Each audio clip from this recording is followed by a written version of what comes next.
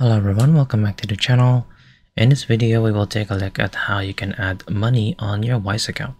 Now don't forget to hit that like and subscribe and hit the notification bell so you're updated whenever we upload a new video. Stick it to the very end so you don't miss a single detail. Now you can go ahead and add money to your Wise account by going on wise.com, or if you have the app, you can just go right on ahead and open this up. So let's go ahead and open up our Wise card right here.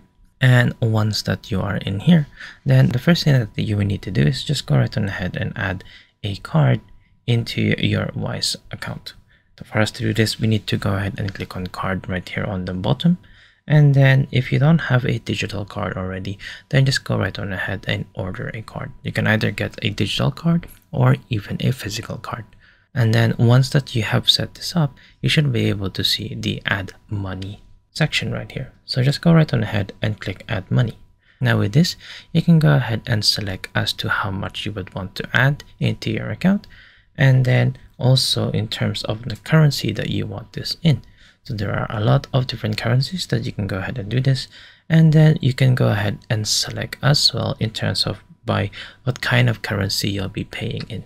So say for example that if you want to get, or if you want to go ahead and add 1000 Japanese yen, you can go ahead and do so, and then you'll just be paying this in pounds. You'll then be able to see in terms of how much fees you have, as well as what the current rate is. Once that you're happy, just go right on ahead and click on continue, and then you should be able to see all of the different ways for you to be able to add money to your account. So this can be via Apple Pay, or using your debit card, your credit card, via bank transfer, and even via Swift. So say for example you want to select via debit card, then just go right on ahead and add that in.